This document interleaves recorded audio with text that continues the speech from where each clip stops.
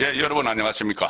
송국근의 혼술이 6.3 지방선거를 앞두고 마련한 6.3 혈투 출사표. 오늘은 대구시장에 도전장을 내신 홍석준 전 국회의원님 모셨습니다. 어서 오십시오. 예, 안녕하십니까. 네, 반갑습니다. 홍석준 전 의원님은 제가 간략히 소개를 드리면은 저희들이 보통 이야기할 때 이제 대구시장에 출마를 하시니까 TK지 않습니까? TK. 그런데 저도 영남일보 있을 때 계속 이 TK 이야기를 하면서 토종 TK하고 서울 TK로 구별을 했어요. 근데 우리 홍석준 전 의원님은 완전히 토종 TK였습니다. 왜냐하면 대구에서 초, 중, 고등학교, 대학교까지 다 다니셨고, 그 다음에 이 지방행정고시 출신이에요. 지방행시 출신으로서 제일 처음에 공무원으로 시작을 하셔가지고, 제가 찾아보니까 달서구청 본동 동장부터 시작을 하셨습니다. 예. 네, 동장부터 해서 그러니까 대구 곳곳을 사사치 아치는 거죠. 그 다음에 대구시청에서 창조과학산업국장, 미래산업추진본부장, 그리고 가장 중요한 경제국장까지 역임을 하셔서 대구의 곳곳을 다 아시는 그런 상황이시고, 그 다음에 정계에 진출을 하셔서 21대 국회의원, 대구 달서구 갑, 그때 당시 미래통합당, 지금의 국민의힘 국회의원을 역임을 하신 말 그대로 토종 TK이십니다. 그리고 지금은 잘 아시다시피 여러 방송에서 시사 프로그램에 나가서 우리 우파의 가치, 이 정신을 그리고 이재명 정권을 견제를 하고 그런 역할을 하고 계신 분이십니다. 자, 이 정도 하면 제가 뭐 소개 다 됐습니까? 따로 소개하실 부분 스스로 소개하실 부분. 예, 우리 혼술 시청자 여러분 반갑습니다. 저도 사실 우리 송국근 우리 본부장님 옛날부터 잘 알고 있고 또 이 프로그램의 또 애청자이고 특히 우리 서정욱 변호사 이 법대로 이 코너도 아주 뭐 즐겁게 보고 또 다른 우리 혼술 프로그램도 많이 봤는데 이상하게 저도 뭐 방송이나 유튜브 방송을 많이 다니고 있는데 인연이 닿지 않았습니다. 그런데 오늘 이렇게 우리 또 본부장님께서 불러주셔서 시청자 여러분을 통해서 이렇게 인사 올리게 되었습니다. 대단히 반갑고 오늘 정말 즐겁게 지금 대구시장 이야기 그리고 전국 상황 이야기를 우리 시청자 여러분들과 속 시원하게 터놓고 가도록 하겠습니다. 그렇습니다. 일단 먼저 대구시장에 출사표를 던졌었으니까 대구시와 관련된 이야기를 핵심적인 부분만 좀 나눠보고 또 우리 시청자분들께서는 이제 대구 외에 다른 분들도 계시니까는 잠시 후부터는 이 전국 현안에 대해서 특히 국민의힘 지금 상당히 어수선하기도 하고 또 이재명 좌파 정권은 지금 분열을 시작을 했습니다. 그 부분까지 핵심적인 부분만 살펴보도록 하겠습니다. 일단은 대구시에서 이제 조금 전에 말씀드린 대로 미래산업추진본부장, 경제국장 여러 가지 다양한 경험을 하시고 현장 시정의 최일선에 서셨다가 국회의원을 하시다가 다시 이 대구시장에 도전장을 내셨는데 뭐 출마의 변 이거 겸해서 대구라는 도시를 대구가 그전에 뭐 칼라풀 대구 했다가 뭐 여러 가지 좀 바뀌었잖아요. 네. 어떤 대구로 만들고 싶으신지. 예, 잘 아시겠지만 지금 대구는 조선 효정조 때 이제 경상 감명이 대구에 설치된 이래로 근 350년 동안 영남 지방의 정치, 경제, 문화, 사법, 군사의 중심지였습니다. 그리고 근대 이후에는 섬유 산업을 통해서 또 우리 대한민국을 먹여 살리는 도시이기도 했습니다. 그렇죠. 국권이 뺏기고 또 6.25 때는 TK적이 또 가장 많은 국가 유공자를 배출한 그야말로 국가를 사랑하고 지키는 애국심으로 똘똘 뭉친 또 시민의식이 있는 지역이기도 합니다.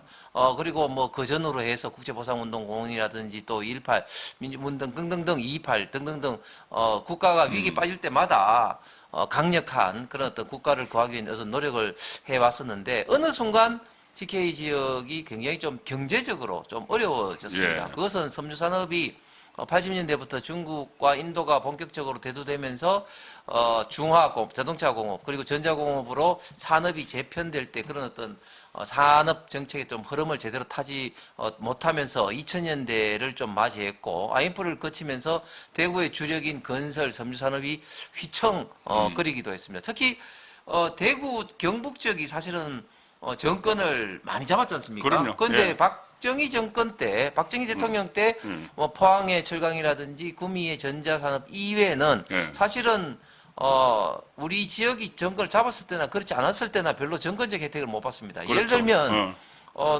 이제 김대중 대통령 때에는 수원에 있던 농업진흥청이 완주로 이전한다든지 또 노무현 대통령 때는 시약처 등의 어떤 보건행정기관 6개를 오송으로 이전한다든지 이런 어떤 정권적 차원에서 있던 그런 도움을 받았는데 우리는 이명박 대통령 때도 그렇고 박근혜 대통령 때도 도움을 받지 못하고 심지어 영남권 신공항 밀양으로 확정을 시켜야 되는데 또 박근혜 대통령 2016년도 또 무산되기도 했습니다. 그런 와중에 지금 대구 경북 특히 대구의 경제가 굉장히 좀 어려운 어떤 상황에서 사실 이 어려움을 정말 그 한꺼번에 한 사람에 의해서 돌파된다 이렇게 말할 수는 없을 겁니다. 공든탑을 쌓아 올리듯이 차근차근 쌓아 올려야 되는데 그런 어떤 역할은 제가 대구시 공무원 있을 때도 그렇고 그리고 지금도 구체적으로 무엇을 해서 조금이라도 차근차근 쌓아 올릴지 구체적인 어떤 디테일과 실무를 누구보다도 가장 잘 알고 있기 때문에 이번에 대구시장에 출마 선언을 하게 되었습니다. 예, 그렇죠. 그러니까 지금 대구 같은 경우에 GRDP가 지금 한 30년째 꼴찌잖아요. 그런 상황이 됐는데 이명박 박근혜 전 대통령이 그 대구 경북 출신이라고 해도 나라 잘 살게 만드느라고 거기 이제 전념을 하면서 오히려 역차별을 받는 대구 경북은 특히 대구 역차별을 받는 그런 상황이 됐었는데 자, 일단 지금 말씀하신 그런 그 대구의 경제적으로 부흥시키는 대구시에서 경제국장도 하시고 그게 가장 중요합니다. 그러려면 일단 시장이 되셔야 되는데, 지금 후보자들이 많아요. 또 그 국민의힘 후보자들이 현역 의원만 지금 5명인데 그 중에서 주호영, 윤재옥, 추경호 이 세 사람은 원내대표, 순서대로 원내대표 쫙 하신 분들이에요. 이 세 사람하고 또 유영아 의원도 있고 최현석 의원도 있는데 현역 국회의원들, 이렇게 국회의원들은 본인들이 나중에 이 후보로 결정이 안 되면은 다시 국회의원 계속 하면 되잖아요. 후보로 결정이 된 한 사람만, 이 5명 중에서 한 사람만 배지를 내놓고 그 지방선거를 하게 되는데 5명이나 이렇게 한꺼번에 이 출사표를 던진 이 상황은 좀 어떻게 보십니까? 예, 말씀하신 것처럼 대구 역사상 이렇게 현역 의원이 5명 이상이나 대구시장 하겠다고 출사표를 던진 사례가 없습니다. 그렇죠. 그러니까 91년도에 이제 지방의회가 이제 민선으로 이제 뽑히기 시작했고 95년도부터 민선 자치단체장 선거가 있어 왔습니다. 95년도 민선 자치단체장 선거 이래로 제가 쭉 봐도 5명이나 이렇게 출사표를 던진 사례가 없습니다. 그것도 원내대표 등등을 역임한 중진들이 3명이나 포함된 이런 사례가 전혀 없는데요. 물론 출마는 개인의 어떤 정치적 어떤 선택이고 자유지만 그러나 지금 현재 상황으로 봐서는 이것이 좋으냐? 저는 굉장히 불행이고 비극적이라고 생각을 합니다. 일단 당의 입장에서 먼저 생각을 하면 우리 지금 국민의힘이 지금 107석에 권성동 의원을 빼면 사실상 106석이지 않습니까? 그렇기 때문에 민주당이 국회에서 입법 독주를 하는데도 불구하고 사실은 아무런 수단이 없이 겨우 한다는 게 필리버스터 정도를 하고 있을 정도로 처참하게 각 상임위별로 당하고 있습니다. 이런 어떤 상황에서 과연 원내대표까지 역임한 중진들이 대구시장 선거에 출마를 한 것 자체가 지금 당 입장에서 봐서는 굉장히 큰 전력의 손실이고 당 입장에 봐서는 굉장히 지금 현재 안 좋은 상황이죠. 그렇기 때문에 제가 알기로는 장동혁 대표도 중진들에게 선당무사를 요구하고 또 이정현 공관위원장도 현직 의원들에 대해서 지금 신랄하게 비판을 하고 있는 이유도 저는 그렇다고 봅니다. 또 대구시 입장으로 봐서도 정말 안 좋은 게 잘 아신 것처럼 지역을 발전시키기 위해서는 대구시뿐만 아니라 지역 국회의원의 역할이 굉장히 큽니다. 그렇죠. 저는 비유를 이렇게 하는데요. 국회의원들은 그 지역 발전을 위한 공군의 역할을 하고 그리고 대구시장을 비롯해서 대구시는 지방자치단체는 육군의 역할을 한다고 봅니다. 무슨 말인가 하면 공군에서 이런 어떤 공중 폭격을 해주고 육군이 따라가듯이 큰 사업일수록 법이 만들어지고 제도가 만들어지고 중앙부처의 예산이 만들어져야 됩니다. 이런 것은 결국은 국회에서 하는 것이죠. 공중전을 해줘야 그렇습니다. 되는 거죠. 그런데 보병이 고지에 깃발을 꽂기 전에 공중전을 해줘야 돼요. 확고화됐네. 공중전을 해야 되는 12명의 지금 전폭기들 중에서 예, 예. 5대가 지금 이제 뜨질 않고 있습니다. 12명 이제 국회의원 숲니다. 대구에. 예, 뜨질 않고 있습니다. 그런 게 지금 지역 발전을 위해서는 예, 예. 굉장히 큰 예. 불행이죠. 예. 마지막으로 예. 이분들이 불과 1년 반 전에 국회의원이 돼서 정말 지역을 위해서 열심히 하겠다고 예. 대구 시민들한테 호소를 했고 얼마 안 예, 됐네요. 그게 예. 2024년 4월 10일이니까. 그것을 통해서 평가를 받은 거 아니겠습니까? 네, 예, 예, 예. 그런데 그런 어떤 국민들, 시민들과 했던 약속을 불과 1년이 지나서 헌신짝처럼 네. 내버린 것은 저는 대구 시민에 대한 어떤 배신이라고 생각하면서 결론적으로 당과 네. 그리고 대구 시민을 위해서 결코 네. 좋지 않은 현상이 지금 네. 나타나고 있다고 생각합니다. 그 5명 현역 국회의원들 전부 다 일괄적으로 불출마 선언할 가능성도 좀 있다고 보세요. 저는 전혀 없다고 봅니다. 전혀 없습니까? 그렇게 안 할 거라고 봅니까? 네네. 그래서 일단 5명, 그 중에서 뭐, 그 5명이 다 완주할지는 모르겠지만은, 예, 일괄적으로 불출마 선언을 할 가능성은 전혀 없다. 예, 그렇게 보시고, 좀 그럴 필요성은 있다고 보세요. 저는 사실은 현역 의원이 좀 전에 말씀드린 것처럼 이렇게 대거 나오는 것 네, 자체도 예, 예. 안 좋은데 그러니까. 굳이 예. 나오려면 국회의원직을 던져야지 그 그렇지, 진정성이 되나? 예. 있다고 생각을 합니다. 국회의원직을 가지고 예. 뭐 되면 좋고 안 되면 다시 국회에 들어간다. 그런 이런 사례 많죠. 생각으로 나와서는 대구 시민도 당도 불행해진다고 생각을 합니다. 알겠습니다. 자, 그러면 일단 경선에서 지금 국회의원 5명 외에 또 이진숙 전 방송통신위원장이 사실상 출사표를 던진 거잖아요. 출사표 던졌습니다. 던졌죠. 저 출판 개념에도 했고. 네네. 그다음에 그 이재만 동구청장도 있고 한데 본인이 경쟁력, 그러니까 5명 국회의원은 물론이고 이진숙, 이재만에 비해서 경쟁력이 있다. 조금 전에 이제 말씀하신 토종 TK, 그러니까 대구를 사사치 다 아는 그런 경쟁력도 있을 것이고 또 다른 것은 또 어떤 차별점이 있다고 보십니까? 네. 정치 경력도 뭐 있고 하시니까는. 네. 저처럼 사실은 이렇게 그 위기에 빠진 대구 경제를 좀 살리기 위해서는 일단 기본적으로 지역을 알아야 됩니다. 그는 지역을 어느 정도로 알아듣느냐. 예, 예, 뭐 예. 단순하게 지역에 오래 살았다고 해서 그런 게 아니라 지역에서 구체적인 일을 해봤느냐 가지고 저는 지역을 안다고 생각합니다. 그렇죠. 저는 예. 대구시에 있을 때 정말 무에서 유를 만든 사업들이 수없이 많이 있습니다. 예를 예. 들면 자동차 산업을 위해서 자동차 주행 시험장이라든지 그거 다 하셨구나. 예, 로봇이 2006년도 제가 사업을 기획할 때 다들 비웃었습니다. 대구에 무슨 로봇이냐 했을 때 로봇을 기억해서 이명박 대통령 대선 공약을 통해서 지금 현재 침산동에 로봇 산업진흥원이라든지 예. 이런 것을 하는 거라든지 예. 또 그것을 기반으로 해서 현대 로보틱스라든지 야스카와라든지 로봇 기업들을 대거 유출했고 또 의료 관련돼서는 지금 천복의 한국내연구원을 비롯해서 또 올해 이제 본격적으로 가동될 예정인 우리 대한민국의 전체 의료진들이 교육훈련과 그리고 실기 시험 테스트를 치러야 되는 첨단 의료시험 연수원 등등 같은 메머드 국가 의료 인프라 등등을 예타를 통해서 국비를 조달해서 만들었습니다. 예, 그다음에 예. 그 이외에도 수많은 기업을 유치하고 또 관련된 기업을 지원하기도 했는데 정말 쉽지 않습니다. 잘 아신 것처럼 예비타당성 심사라는 게 총사비 500억을 초과했을 때 무조건 다 이제 심사를 거쳐야 되는데 예타도 크게 보면 2가지 종류가 있습니다. 첫 번째는 도로라든지 교량을 하는 어떤 SOC 예타가 있고 R&D 예타가 있는데 SOC 예타는 상대적으로 쉽습니다. 그런데 R&D 예타는 굉장히 어렵거든요. 예, 예. 저는 공무원 기간 중에 20몇 개의 R&D 예타를 신청해서 10몇 개가 통과됐는데 예. 조금 제 자랑을 하면 제 말고 제 전에도 제 이후에도 저처럼 예타를 기획부터 해서 피니시한 사람이 공무원도 아무도 없습니다. 그 정도로 예. 어려운 것을 제가 해왔고 특히 우리 대한민국의 R&D 개천 구조가 보면 책 출연연이 있고 전문 생산 기술 연구소가 있고 일반 법인 형태가 있는데 이 출연연 형태의 분원을 제가 6개 이상이나 대거 유치한 적도 있습니다. 그래서 그 저는 창조과학산업국장 하실 때 주로 하신 거. 아니 과장 시절부터 과장 했습니다. 시절부터? 예를 들면 자동차 예. 부품 연구원이라든지 로봇 사업 시행은 2006년도부터 기획을 해서 예. 자동차 중심장 같은 거 2014년 초에 했습니다. 그래서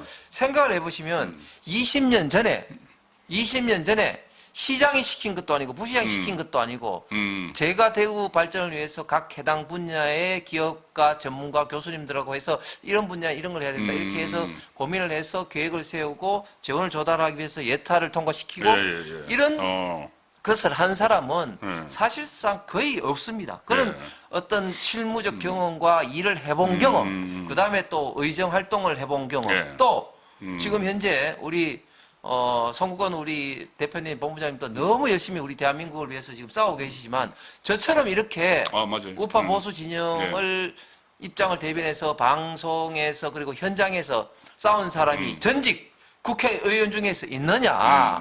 특히 저는 22대 공천에서 사실은 억울하게 유영아 의원에게 경선 기회도 없이 떨어졌지만 저는 당을 위해서 선당 그 후사한다는 심정으로 선대위 상실에서 상실장으로 또 싸웠습니다. 그게 맞아요. 제가 유일합니다. 이렇게 확고한 억울하게 공천에서 우파 떨어졌는데 보수에 입각한 국가 철학과 이 정신을 갖고 있는 제가 감히 말씀드리지만 지금 현재 어려움에 빠진 대구를 발전시키는데 역할을 할 수 있다고 자신합니다. 지금 말씀하신 것처럼 홍석천 의원님은 지금 다른 후보들은 거의 다 이제 대구에 상주를 다 하거든요. 그런데 이제 거기 물론 이제 대구에서 계속 발로 뛰고 주민들을 만나고 하셔야 되는데 그래도 지금 원래 이재명 정권에서 우파 상황이 워낙 어렵기 때문에 방송에도 계속 이제 서울에 와서 방송도 출연하시고 그런 역할도 지금 같이 하고 계십니다. 그리고 조금 전에 좀 말씀을 들으면서 제가 생각난 게 일머리가 있는 분이구나. 일머리가 굉장히 중요하거든요. 대구시장을 하려면은. 그리고 조금 전에 뭐 예타도 말씀하셨지만은, SOC 예타 같은 거는 좀 어떤 뭐 지역 균형 발전 차원에서 다 이제 통과시켜주기도 하고 막 면제도 해주고 하는데, R&D 예타 같은 건 굉장히 어려운 일인데, 그걸 다 이제 다 해내신 그런 이제 그 경력이 있었습니다. 자, 일단 그래서 그런 차별화되는 지점이 있고, 국민의힘 이제 후보가 된다면은, 이제 본선이 되는데 김부겸 그 민주당 의원은 지금 출마한다고 합니까? 저도 여러 가지 들으니까 한다 안 한다 말이 많던데 일단 김부겸. 저도 민주당 사람들한테 이야기 드리니까 아직까지는 좀 반반인 것 같습니다. 반반이죠. 지금 김부겸 전 총리 같은 경우는 제가 볼 때는 출마를 안 하고 싶어 할 겁니다. 특히 뭐 제가 들은 이야기는 뭐 사모님이 강력하게 반대한다. 그래서 지금 현재 지금 전원생활을 하고 계신데 경기도 양평에서 전생활을 하고 계신데 그런데 지금 이제 주변에서 자꾸 좀 근하는 모양입니다. 심지어 김부겸 전 총리를 대구시장으로 추대하기 위한 어떤 추대 모임도 기초적으로 좀 만들어지고 있다. 그런 이야기를 들었습니다. 그럼에도 불구하고 김부겸 총리 입장에서는 사실은 나갈 명분이 저는 많이 없다고 봅니다. 일단 본인이 지금 총리까지 한 마당에 예를 들어서 이번에 대구시장 선거에 나와서 떨어지어서 내지는 이걸 발판으로 해서 장관으로 간다든지 이렇게 하면은 나름대로 어떤 그 동기부여가 되지만 총리까지 하신 분이 그렇게 할 필요는 없지 않습니까? 그다음에 또 두 번째로 지금 민주당이 이렇게 전 지역을 지금 장악할 대수를 좀 하고 있는데 과연 대구를 장악하기 위해서 과연 본인이 나간다? 본인이 이렇게 한다? 그런 게 과연 전체 국민적 입장에서 봤을 때 과연 희생한다 이랬던 이미지를 줄까요? 저는 그런 면에서 명분과 동기부여가 김부겸 총리에게는 별로 없다. 그다음에 더 결정적으로는 본인이 대구에서 국회의원을 정말 어렵게 됐지만 그리고 그다음에 낙선하고 난 다음에 아예 대구에 발을 들이지 않았습니다. 그러면 사실상 대구와 연이 끊어졌는데 지금 와서 또 시장으로 들어간다? 이거 역시도 대구 시민들로부터 저는 큰 지지를 받기는 어렵다고 봅니다. 자, 그런데 저는 이제 김부겸 전 총리가 딱 당선이 확실하면은 나올 것 같아요. 이제 제 개인적인 생각에. 당선이 확실하다고 김부겸 전 총리가 느낄 수 있는 게 그렇게 확신할 수 있는 게 뭐냐면은 한동훈이 대구에 출마를 하면은 무소속으로 출마를 하면은 그러면은 그 국민의힘 후보가 누가 되든 표가 분산되면서 김부겸 후보가 될 수가 있잖아요. 그 선거 역학적으로. 자, 그런데 한동훈이 지금 조만간 서문시장을 간다고 그래요. 서문시장 간다고 하면서 또 대구시장 출마설도 있는데 한동훈의 최근 행태, 제명되고 나서 이 외곽에서 계속 토크 콘서트하고 계속 그 장동혁 체제를 흔들고 또 특히 한동훈은 우리 홍석준 전 의원님하고 악연이 있었잖아요. 그때 비대위원장 하면서 공천권을 사실상 다 휘둘렀는데 그때 달서갑에서 상당히 열심히 국회 의정활동을 하신 홍수준 의원님 대신 유영아 의원을 공천을 한 거 맞죠? 네. 예, 그래서 어쨌든 지금 한동훈의 대구시장 출마설하고 최근 행태에 대해서 어떻게 평가를 하시는지. 예, 저는 한동훈 전 대표를 사실은 12.3 비상계엄 이전까지만 하더라도 굉장히 좀 옹호를 방송에서 예, 해왔습니다. 예, 예, 예. 뭐 잘하는 것처럼 뭐 민주당하고 잘 싸웠으니까요. 예, 한동훈 전 대표 같은 경우는 사실은 보면 법무부 장관 때는 그 굉장히 이제 민당 의원들과 본의라든지 상임위원회에서 싸우면서 국민적인 특히 우파 보수 국민들로부터 지지를 받았지 않습니까? 그렇죠. 예. 뭐 그때부터 해서 민당이 어떻게 보면 좀 표적이 되다가 이제 비대위원장 마치고 또 다시 당 대표가 되면서 윤석열 대통령과 있던 갈등 양상이 벌어지니까 민주당에서 한동훈을 그렇게 속된 말로 까지 않더라고요. 맞아요. 뭐 그러면서 예. 이제 시간이 맞아요. 이제 흘렀는데 그래서 결국은 이제 탄핵이라는 어떤 국가적 어떤 비극을 맞이했고 또 그 원인에 한동훈 전 대표가 참 큰 어떤 책임이 있는데 사실은 저는 한동훈 전 대표가 좀 안타까운 게 재주는 많은데 예. 덕이 없다 하는 이야기였지 않습니까? 예, 예.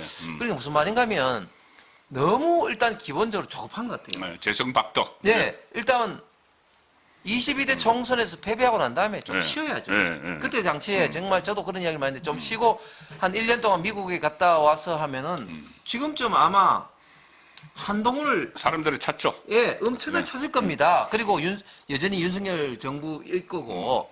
그런데 그렇죠. 윤석열 정부 예, 있고 그걸 맞습니다. 못 참아가지고 당 대표로 왔습니다.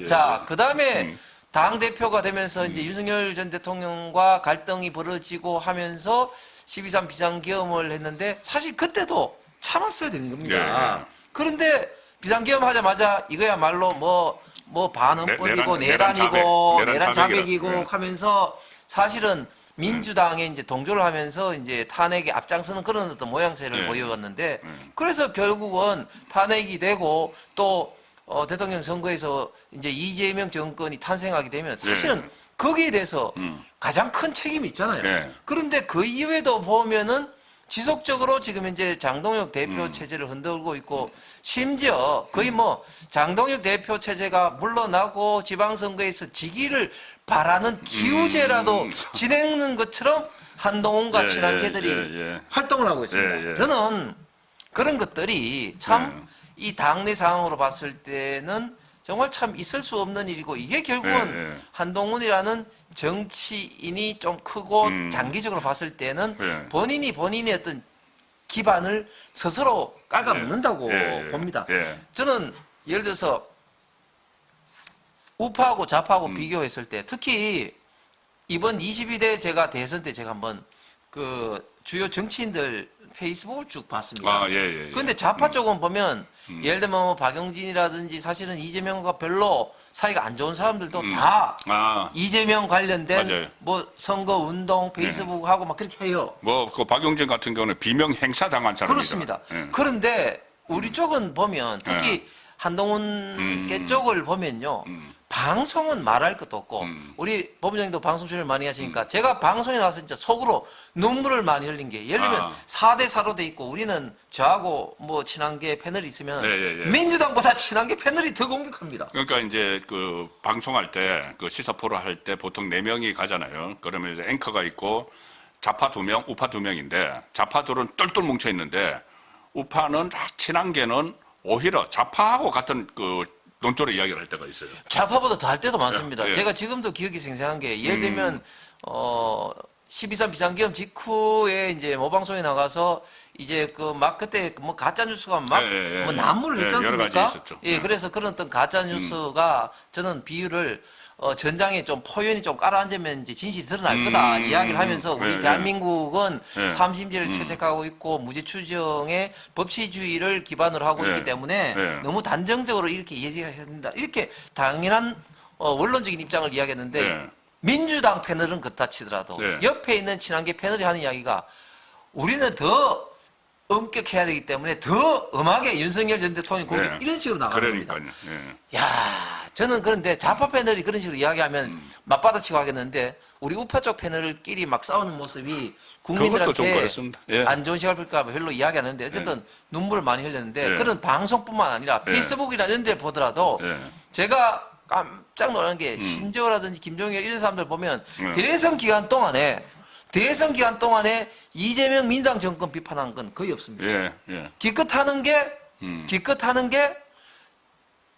한동훈 선거운동 뭐 하는 거 몇 번. 예, 예. 그것도 한동훈이 본인의 옷을 입고 돌아다니는 예, 거. 예, 예. 그 다음에 우리 현역 의원들도 보더라도 사실은 그때는 모든 포커스를 김문수 후보로 맞춰야 되지 않습니까? 예, 예, 예.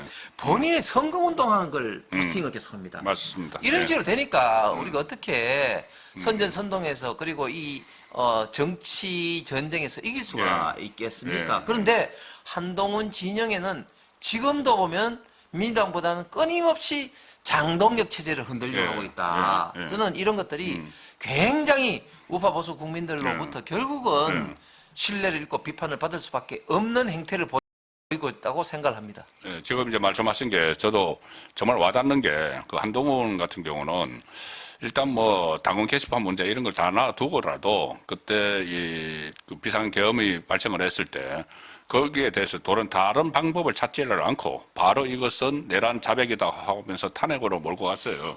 그러니까 그때 탄핵 외에 다른 방법을 좀 찾다가 정 방법이 없었으면 몰라도 그렇지 않을 텐데 그렇게 하면서 본인이 또 그다음 대선 후보 그 조기 대선 후보로 또 출마를 했어요. 경선 후보로. 그러니까 이게 본인의 진정성이 떨어지는 거죠. 본인이 아마 정권을 잡을 수 있다고 생각했을지도 몰라요. 탄핵을 할 때.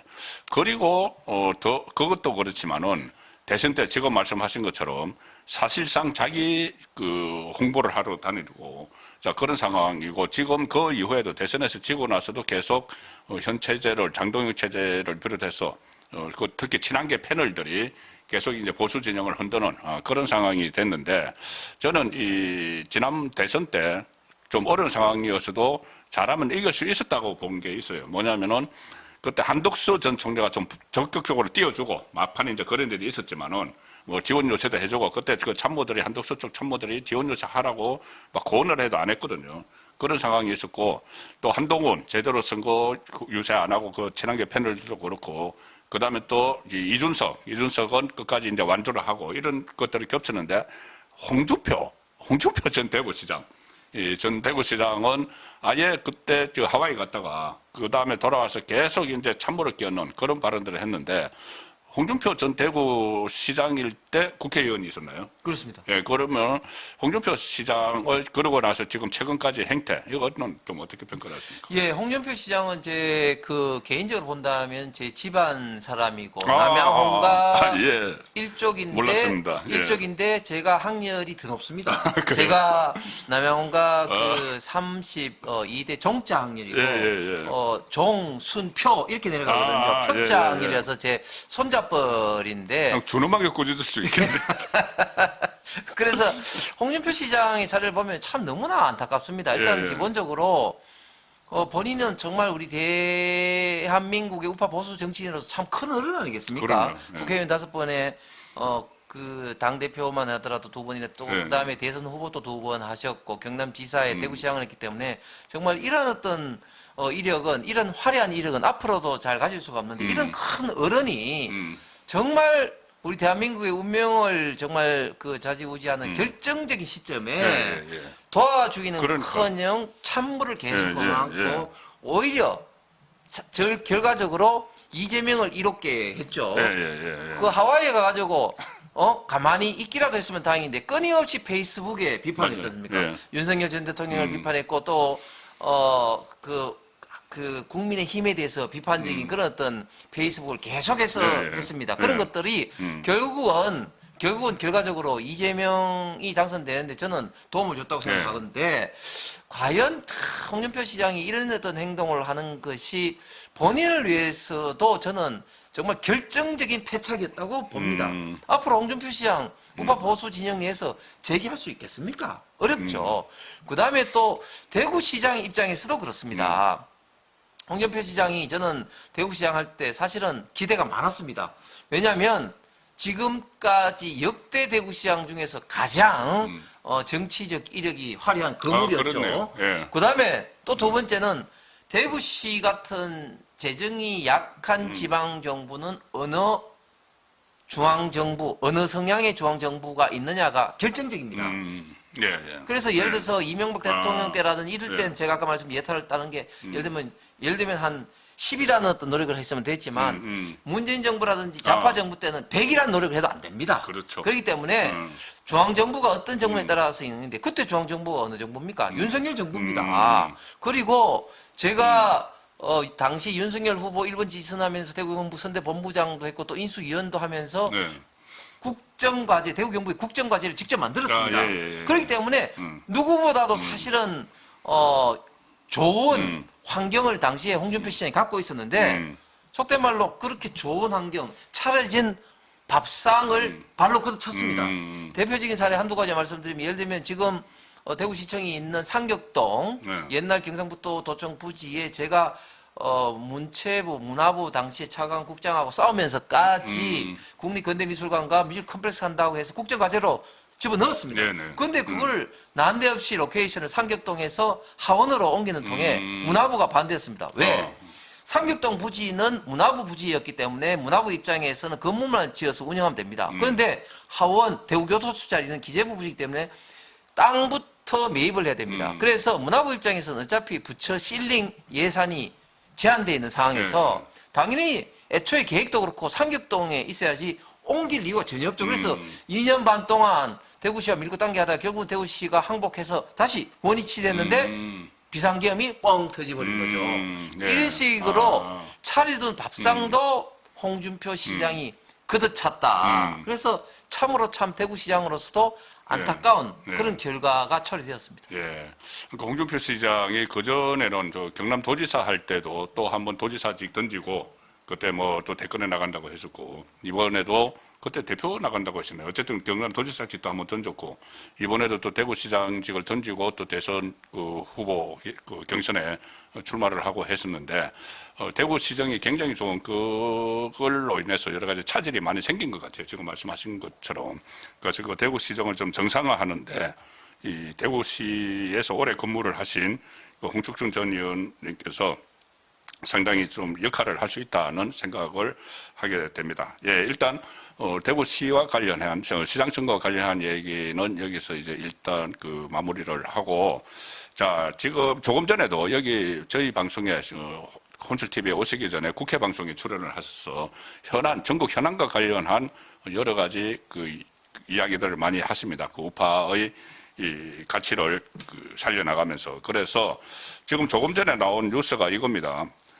전남 강주 행정통합법만 법사위를 통과를 했습니다. 이게 원래 충남 대전 대구 경북 통합법도 전부 다 같이 추진되고 있었는데 원래 이게 이 세 개 다 지금 어제 원래 법사위를 통과하려고 하다가 이거 두 개는 빼버리고 그 전남 강주 행정통합법안만 법사위 통과해서 이제 본회의에서 다 처리를 할 텐데 이게 좀 내용이 그런 좀 서로 충남 대전 대구 경북 법안은 국민의힘에서 지금 반대를 하고 있는 겁니다. 이게 강주 전남 법안하고 서로 좀 차별이 돼서 그런 거죠. 예, 국민의힘에서 지금 행정통합에 대해서 사실은 뭐 딱 당론으로 반대다 하기보다는 네. 개인적인 입장에 따라서 좀 차이가 많이 납니다. 특히 대전 충남은 반대하는 분위기가 국민의힘 내에서 압도적으로 좀 우세한데 네, 예, 예. 대구 경북은 지금 국회의원들 입장에 따라서 또 지금 예비 후보자로 뛰고 있는 사람들 입장에서 입장이 좀 다른데요. 반대하는 논구는 일반적으로 봤을 때 크게 몇 가지가 있습니다. 첫 번째는 지금 저도 지방행정을 오래 했고 또 지방행정을 전공한 사람으로서 행정통합은 기본적으로 행정통합의 어떤 목적을 달성하기 위해서 일반적인 원칙 기준을 정하고 절차를 마련하고 난 다음에 이런 어떤 방식으로 진행을 각 지역별로 시도를 해야 됩니다. 그런데 지금은 김민석이 그냥 뭐 5조 줄게 뭐 한시적으로 5조 주겠다 이런 식으로 그뭐 1년에 5조, 20조씩. 떡 주듯이 뭐 이렇게 음. 하니까 그냥 뭐 오라 뭐 이런 식으로 해서 예. 이제 시작이 되었는데 예. 그래서 너무 졸속이다. 졸속이다는 좀 점하고. 시간을 두고 예. 주민들과 시의회와 그리고 전문가들과 좀 상의를 해야 된다. 예. 일반적인 입장에서 반대하는 것이고 또 두 예. 번째는 소위 말해서 안과가 다 빠졌습니다. 그러니까 지금 예. 대구 경북통합법에서 가장 핵심적인 사항이라고 할 수 있는 것들이 빠진 게 예비 타당성 심사 면제라든지 예. 국립의대 신설이라든지 음. 또 공항의 건설에 있어서 네. 소위 말해 기부대 양료를 제외한다든지 이런 어떤 핵심적인 요구 사항들이 이번에 다 빠졌습니다. 예. 그 다음에 세 번째는 예. 앵커께서 말씀하신 것처럼 광주 전남과 너무 차이가 많이 납니다. 예. 대표적으로 차이 나는 게 몇 가지를 꼽아보면은 예를 들면 지금 그 광주 전남도 여전히 이제 광주 군공항 이전이니까 핵심적인 이슈인데 예. 광주 같은 경우는 군공항을 이전하는데 기부대 양료라는 즉 예. 군공항을 팔아서 그 재원으로 공항을 만든다는 대원칙의 예외를 두는 내용이 특별법에 있습니다. 예. 그런데 대구 경북에는 그런 내용이 없습니다. 그 다음에 또 AI라든지 등등의 어떤 특정 사업을 하는 데 있어서 광주 전남 특별법에는 그 사업들을 국가에서 의무적으로 한다는 의무조항으로 되어 있는데 예. 대구 경북은 할 수도 있고 안 할 수도 있는 재량조항으로 되어 예. 있습니다. 예. 그래서 이것은 누가 보더라도 광주 전남에 엄청난 특혜를 주는 법이고 그리고 반대로 대전 충남 특히 대구 경북에는 차별을 하는 거기 때문에 예. 이 법안에 대해서는 동의할 수 없다 이런 어떤 분들이 굉장히 많이 있습니다.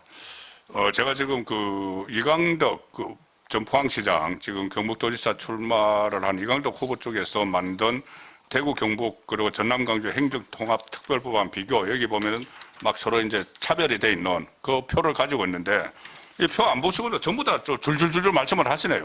그만큼 정말 준비가 된 이 현안에 대해서 다 이제 숙지를 하고 계신 그런 모습을 지금 그 인터뷰를 하면서 계속 보게 됩니다. 놀랍습니다. 예. 그리고 이제 당내 문제를 뭐 간략하게 지금 국민의힘이 이 지방선거를 치러야 되는데 지금 친한계 쪽에서 계속 이 어떤 분란을 일으키고 있는 상황도 있는데 장동혁 대표는 일단 그 전련보다는 전환이라는 이야기를 합니다. 계속 그 윤석열 전 대통령에 대한 입장을 밝히라고 하는데 그거 자꾸 이야기 이미 계엄에는 반대한다는 이야기를 했고 그 자꾸 하면은 분란만 일어나니까 이제 지방선거 체제로 전환이 돼야 된다는 이야기를 지금 하고 있습니다. 그러면은 지방선거를 좀 어려운 여건이지만은 이기기 위해서는 장동혁 대표가 어떤 일을 먼저 가장 우선적으로 해야 될지 그거하고 현재 장동혁 대표의 스탠스를 한번 종합적으로 평가를 한번 해주시죠. 예, 저는 장동혁 대표가 기본적인 스탠스를 잘 잡고 있다고 봅니다. 자꾸 저런저런 운운하는데 과연 뭘 저런했다는 거죠? 윤석열 전 대통령이 지금 이제 1심에서 무기징역 받고 지금 이제 감옥에 있고 김건희 여사 역시 감옥에 있는데 뭘 저런하자는 거죠? 그래서 저는 도저히 좀 이해할 수 없는 게 저는 결국은 윤석열 대통령에 대한 저런 요구가 바로 좌파의 프레임이라고 생각합니다. 결국은 이 좌파의 프레임에 빠져서 후적거리는 순간 우리는 좌파의 전장에서 싸우는 겁니다. 전투에서 전쟁에서 가장 중요한 것은 전장입니다. 전장.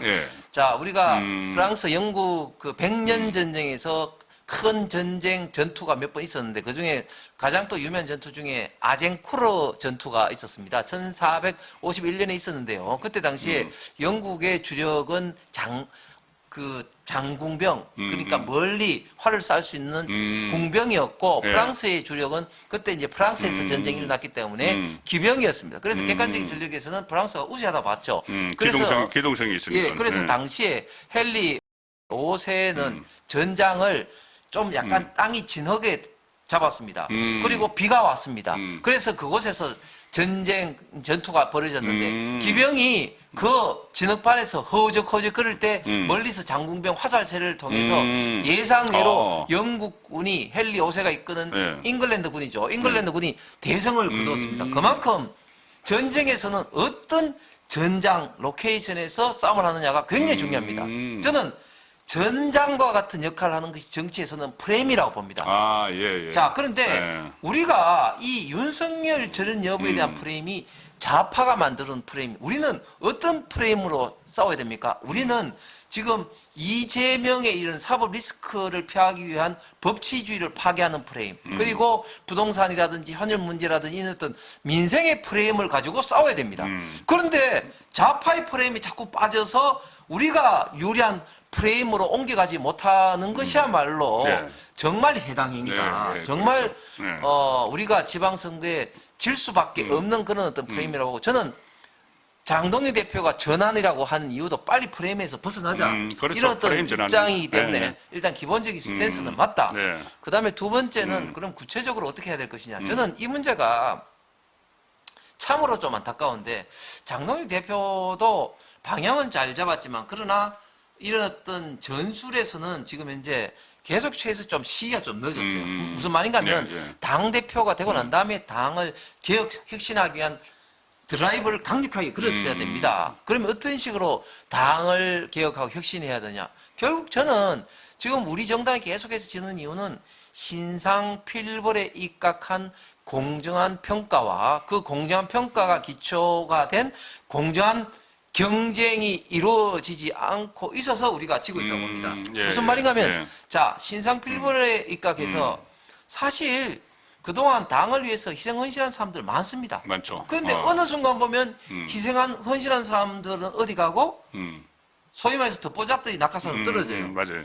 그러니까 누가 당을 위해서 싸우고 희생 헌신합니까? 제가 몇 가지 사례를 들면 지난 22대 총선에서 영남권 중진에 대한 희생 헌신 네. 요구가 거셌습니다. 그렇죠. 자, 그런데 그때 따랐던 사람들 누굽니까? 고인 대신 장재원 아하, 의원, 그다음에 예. 하태경 의원은 이제 네. 서울로 왔습니다. 네. 그런데 두 분 다 결과가 안 좋잖아요. 네, 그렇죠. 그러니까 자꾸 희생을 안 하고 그리고 버티는 사람이 헌신을 살아남네. 안 하고 버티고 당내 네. 줄만 쓰려고 하는 겁니다. 그러니까 당을 기본적으로 개혁 혁신하기 위해서는 신상 필벌에 입각한 공정한 평가와 거기에 따른 공정한 경쟁 시스템을 만들어야 됩니다. 제가 민주당의 사례를 한 가지 말씀드리면요. 민주당은 현역 의원에 대해서 세 가지 분야에 걸쳐서 평가합니다. 첫 번째 의정활동, 그다음에 지역활동, 그다음에 국민소통 분야에 걸쳐서 세 가지 분야에서 평가를 하는데요. 예를 들면 국민소통 분야에서는 방송, 유튜브 등을 아주 세밀하게, 예를 들면 뭐 시청률 몇 프로 몇 번 나왔다 이런 걸 가지고 평가를 합니다. 그거죠. 네. 그래서 물론 지난 22대 총선에서 뭐 친명행제 비명 행사를 했기 때문에 그게 지켜졌느냐 이런 어떤 비판도 있지만 민주당은 기본적으로 그런 방향으로 가고요. 그다음에 전략 공천을 하더라도 딱 떨어지는 것이 아니라 또 전략공천위원회라고 또 별도로 또 만들어가지고 맞아요, 운영하고 맞아요. 있습니다. 예, 그만큼 시스템적으로는 저는 민주당을 벤치마킹 해야 될 게 굉장히 많이 있다고 봅니다. 예. 이번에 이정현 공관위원장도 유사한 말을 했긴 했는데요. 이제 정말 시간이 없지만 정말 그 청년들이라든지 그리고 외부에서 그동안 당을 위해서 싸우고 희생 헌신한 사람들이 공정한 평가를 받을 수 있도록 평가 시스템을 마련해야 된다. 단순하게 정치적 이력과 그동안의 어떤 활동을 가지고 했는 사람들이 또다시 관성적으로 받아서는 우리에게 희망이 없다. 이런 말씀을 좀 드리고 싶습니다. 그러니까 그 이제 공천 심사를 할 때 저 진짜 그 국민의 힘을 위해서 또는 이 우파를 위해서 이 보수 진영을 위해서 어떤 활동을 했는지를 이제 다면 평가를 해야 되는 거예요. 여러 가지 그 시각에서 해야 되고, 특히 지금 말씀하신 것처럼 그냥 단순히 이렇게 하는 것이 아니고 정말 방송이나 유튜브나 이런 데 출연을 해서 어떤 역할을 하고 이재명 정권에 대해서 어떤 견제를 했는지 그런 부분까지 다 종합적으로 평가를 하는 시스템을 만들어야지 일단 이번 지방선거는 기존 그 지지층을 많이 끌어들여야 돼요. 투표율이 낮기 때문에. 그런 차원에서라면은 우파를 위해서 했던 활동들 이런 것도 상당히 기존한 상당히 그 중요한 공천 기존이 돼야 될 걸로 그렇게 저도 보이네요. 예. 자, 지금 언론에서는 국민의힘 내부가 계속 분열하고 있다 이렇게만 보도를 계속 하는데 사실상 지금 국민의힘은 저는 정리가 되고 있는 단계라고 봅니다. 그런데 반면에 지금 좌파가 대분열을 하기 시작을 했어요. 정권 초반에 이렇게 대분열을 하면서 처음에 그 정청래 대표가 추진을 했던 이 조국 당과의 통합이 이제 무산이 되는 과정에서 양쪽이 대분열을 하고 있는데 저는 이 분열을 하다가 보면은 나중에 이재명 정권이 단계적으로는 가령 이제 재판 재개 이런 문제가 좌파 안에서도 나올 수가 있다고 보고 장기적으로는 탄핵 이야기까지도 저는 나올 수가 있다고 보는데 지금 김어준 쪽의 그 딴지일보 같은 데서는 이재명 탄핵 이야기도 나오거든요.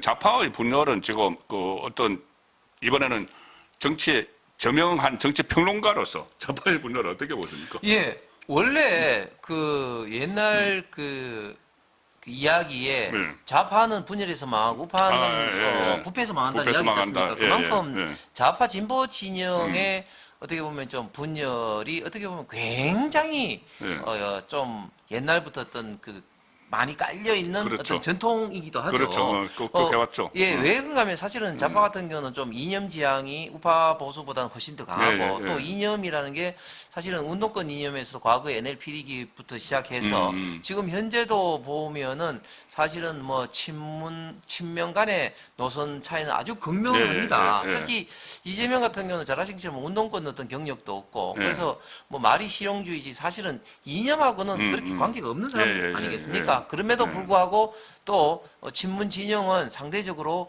이념 성향이 굉장히 좀 강한 사람들이 몰려 있기 때문에 저는 분열은 필연이다. 그렇게 이제 분열은. 생각이 들고 지금은 뭐 이재명 대통령이 집권 초기이기 때문에 그렇습니다만은 그러나 시간이 가면 갈수록 더 할 수밖에 없다. 특히 정청래 같은 경우는 2018년도, 2019년도까지만 하더라도 유튜버라든지 방송에 나와서 어떤 이야기를 하냐면 이재명 꼴도 보기 싫다. 맞아요. 이재명에 대해서 디펜스하기도 싫다. 예. 왜 그런가 하면 이재명의 예를 들면 김부선이라든지 그 검사 욕설. 사기 사칭이라든지 욕설이라든지 대장동이라든지 이거는 디펜스하기도 역겹다. 이런 이야기까지 할 정도로 아주 입에 담을 수 없을 정도로 비판을 해왔었습니다. 그런데 이재명 대통령이 대표가 되고 공천권을 지니까 거기에 납작 엎드리면서 좀 숨을 죽여왔는데 이제 본성이 이제 드러나고 있는 거죠. 그 다음에 지금 8월달 또 전당대회를 앞두고 있기 때문에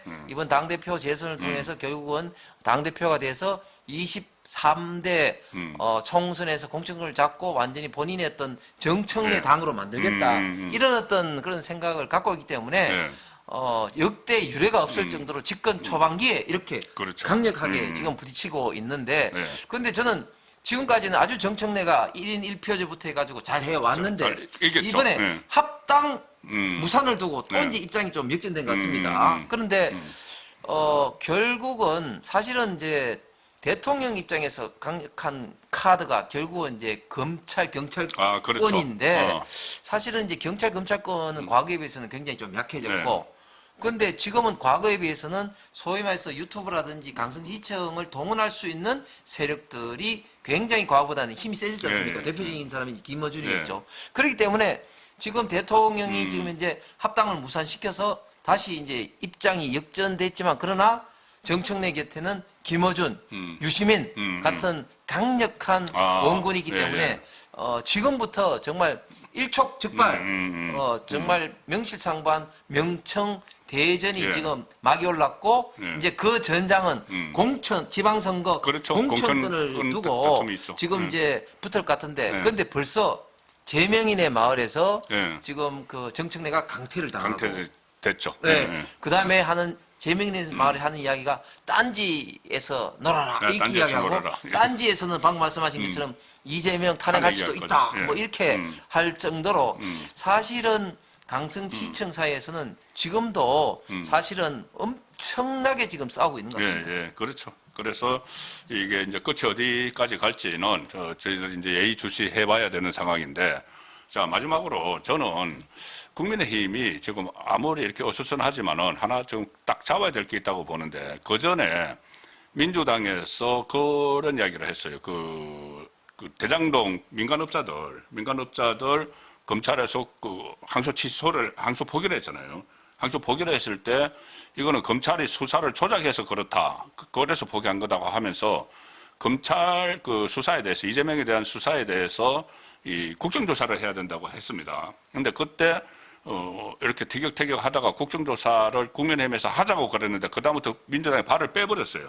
그때 민주당에서 나왔던 이야기가 이거 건들면은 이재명 불리하다. 이재명 국정조사가 될 수도 있다. 그래서 안 했는데 이번에 민주당이 105명, 105명이 이 무슨 이재명에 대해서 공수처 모임을 결성을 했는데 거기에 보면은 계속 국정조사 하자는 이야기가 나와요.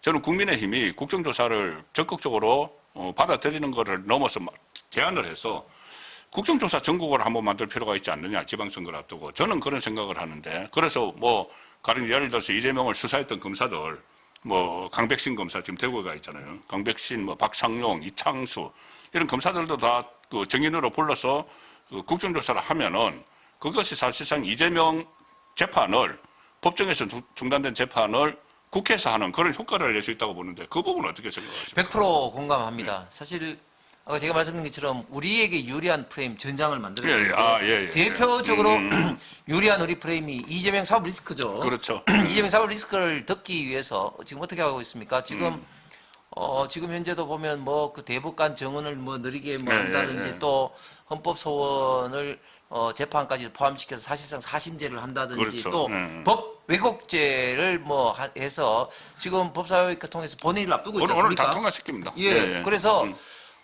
그런 어떤 사법 리스크를 방어하기 위해서 지금 이제 이재명은 지금 총력을 기울이고 있는데 어쨌든 이재명의 사법 리스크를 계속해서 국민들에게 부각시킬 필요가 있는 거죠. 방금 말씀하신 국정조사도 그 일환인 것이고 그 국정조사를 어떤 식으로 하든지 간에 저는 해야 된다고 봅니다. 우리가 좀 불리한 어떤 그런 것들이 있더라도 좀 반드시 하면 방금 말씀하신 강백신 검사라든지 박상현 검사라든지 그런 사람들이 나와서 이야기를 통해서 국민들에게 아 이재명이 진짜 문제가 있구나 하는 인상을 강하게 줄 수밖에 없는 것이죠.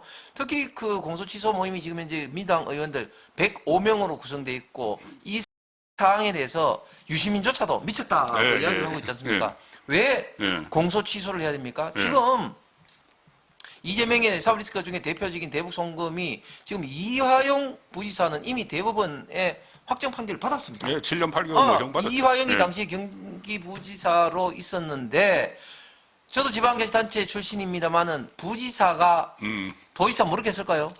절대 어려웠죠. 말이 안 되죠. 도지사의 지시가 있었다는 게 100%죠. 자, 그렇다면 대북 송금의 종범인 이화영이 지금 이제 대법원에 확정 판결 받았는데 주범인 이재명은 당연히 법원의 재판으로 가면은 유죄 판결 받을 가능성이 많기 때문에 공소취소밖에 답이 없는 겁니다. 그래서 결국은 공소취소 모임까지 만들어서 지금 사법부를 특히 검찰을 지금 압박을 하고 있는데 이럴 때일수록 이런 어떤 문제를 부각시켜서 국민의힘이 강하게 나가야 되는데 심지어 유시민조차도 미쳤다고 비판하는 거 아닙니까? 그러니까요. 그래서 저는 이런 것도 재미있을 것 같아요. 우리가 역으로 유시민 초청해서 공소취소 모임 세미나 같은 거 국회에서 여는 거죠. 그런 식으로 EJ 전술을 좀 펼 필요도 있다고 좀 생각이 들고 어쨌든 우리에게 유리한 어떤 전장 프레임을 만들어서 우리가 줄기차게 집요하게 싸워야 되는데 보십시오. 우리는 그런 노력은 하지 않고 이 친한결 중심으로 자꾸 전련 운운하면서 이런 것들이 지금 언론에 나오다 보니까 계속해서 국민의힘 싸운다는 이런 인식이 있습니다. 제가 그 대구에서 선거운동을 하다 보면 딱 세 가지 말을 많이 듣는데 첫 번째 경제 어렵다. 두 번째 너무 국회의원들 그 현직 의원들이 더 많이 나오고 해서 누가 누군지 모르겠다. 그다음에 세 번째 국민의힘 왜 이리 싸우노? 싸우지 마라. 이런 어떤 이야기가 나오다 보니까 그렇겠죠. 결국은 이런 어떤 것들이 우리 국민의힘 지지율을 갉아먹고 있다고 생각을 합니다. 예, 알겠습니다. 그러니까 일단 그 국정조사를 하면은 이게 검찰이 수사를 조작해서 기소를 한 것인지 이재명이 범죄가 있었던 것인지 국민이 알게 되고 국민이 알게 되면은 이게 공소 취소를 해야 되는 것인지 재판 재개를 해야 되는 것인지 또 판가름 납니다. 거의 뭐 한 시간 동안 우리 그 홍석준 지금 예비 후보 등록하셨죠? 예. 홍석준 후보님께서 이 대구시정 그리고 국정 전반에 걸쳐서 설명을 해주셨는데 귀에 와닿는 이야기들이 굉장히 많습니다. 특히 이 대구에서 동장부터 시작하셔서 국장까지 경제국장까지 다 하셨고 그래서 밑바닥 대구 전반을 다 아시는 그래서 준비된 시장이라는 느낌이 들고 그리고 지금은 지방자치단체장도 행정가이지만 또 정치가이기도 하잖아요. 그러면은 이재명 정권에 대해서 어떤 그 비판의 메시지도 지방자치단체장도 저는 계속 내야 된다고 봅니다. 지방자치단체장이 자기 정치를 하려고 뭐 중앙정치에 메시지를 내는 경우도 있는데 그렇지 않고 정말 뭐 중앙정부가 잘 돼야지 지방정부도 같이 가잖아요. 그런 차원에서 견제의 메시지도 낼 수 있는 후보라고 생각을 합니다. 자, 마지막으로 우리 이 대구 시민들 그리고 국민 여러분께 우파 국민 여러분께 좀 전하시고 싶은 말씀 있으면 해주시죠. 예, 우리 사랑하고 존경하는 혼술 시청자 여러분 반갑습니다. 그리고 1시간 가까이 우리 송국건 우리 본부장님 대표님과 즐겁고도 유익한 이야기를 저는 많이 나눴다고 생각합니다. 앞으로도 기회가 닿을 때마다 우리 시청자 여러분들과 함께 우리 대한민국을 걱정하고 대안을 소통하는 그런 좀 자리가 되었으면 좋겠습니다. 좀 전에 우리 본부장님께서 아주 중요한 말씀을 하셨는데요. 지방자치단체야말로 더 정치적인, 그러니까 정쟁이 아니라 생활 속에 있는 문제점을 계속 제기해야 됩니다. 제가 정치를 하겠다고 마음먹은 이유도 바로 그겁니다. 2017년도에 문재인 정부로 바뀌고 난 다음에 소득주도 성장이라는 말도 안 되는 정책으로 인해서 우리 경제가 힘들었을 때 특히 지방 기업들은 더 힘들었습니다. 최저임금이 급격하게 오르고 또 비정규직이 정규직화되고 그리고 주 52시간이라는 말도 안 되는 이런 어떤 제안으로 기업인들이 어렵고 그 기업인들과 상담을 하고 간담회를 할 때마다 이렇게 가지고 기업 운영 못하겠다 죽겠다 뭐 이런 식으로 이야기를 했을 때 제가 지방 공무원으로서 내가 뭘 할 수 있을까 이렇게 고민하다가 결국은 고민 끝에 정계로 이제 발을 들이게 되었습니다. 지방자치단체야말로 작은 국가입니다. 그곳에서 지금 중앙정부 특히 민주당의 이런 말도 안 되는 법들과 제도가 어떻게 현장에서 문제점을 야기할 수 있는지 가장 절실하고 현실적으로 많이 알고 있기 때문에 더 자치단체장은 정치적인 목소리 아니라 국민과 시민을 위한 목소리를 내야 된다고 생각합니다. 지금 대한민국 상황은 어떻습니까? 지금 조금 전에 저희들이 이야기 나누었습니다마는 법외국제라든지 뭐 또 그 헌법 소원으로 해서 지금 소송 지옥이 벌어질 가능성이 있고 또 대법원 정언으로 인해서 정말 퇴임 이후에도 이재명의 이런 사법 리스크를 방어하기 위한 말도 안 되는 법치주의를 파괴하는 공작을 지금 민주당이 하고 있고 민주당이야말로 정말 헌정 질서를 파괴하는 집단의 행동을 지금 보이고 있습니다. 그것뿐입니까? 지금 얼마 전에는 대장동 항소 포기를 했습니다마는 그저께죠. 송영길 상고 포기를 했습니다. 예. 이제는 검찰이 포기가 트렌드 같아요. 자, 그 다음에 또 어떤 일들이 있습니까? 지금 전한길 선생의 자유 콘서트를 킨텍스에서 대관을 취소했습니다. 생각은 다를 수가 있습니다. 그럼에도 불구하고 우리 대한민국의 자유민주주의 가장 중요한 것들이 뭡니까? 결국은 종교의 자유와 문화예술의 자유, 표현의 자유입니다.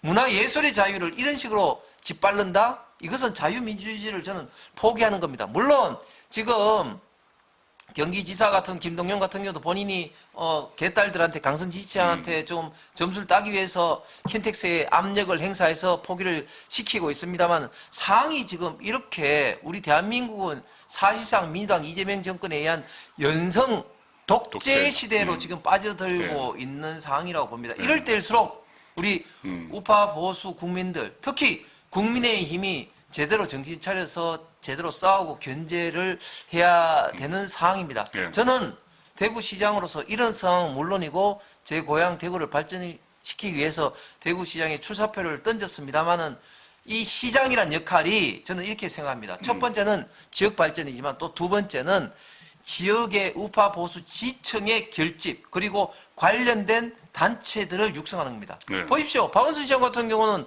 잡고 난 다음에 얼마나 좌파 시민단체들을 육성했습니까? 그런데 우리는 우리 당의 사람이 시장 도시가 되더라도 우파 보수 단체 지원한다는 소리를 한 번도 못 들었습니다. 맞습니다. 특히 네. 지금 12.3 비상계엄 이후로 정말 천만다행인 것은 2030 청년청들이 우파 보수화되어 있습니다. 이 청년청들을 제대로 교육하고 조직화해야 되는 것이 우리 기성세대의 숙제고 바로 당과 지방자치단체 장 특히 저 같은 사람의 역할이라고 생각해서 출사표를 던졌습니다. 앞으로 좀 지켜봐 주시고 좀 많은 성원 부탁드리겠습니다. 예, 지금까지 반연성 독재 투쟁가 그리고 준비된 대구시장 홍석준 전 국회의원이었습니다. 감사합니다. 감사합니다.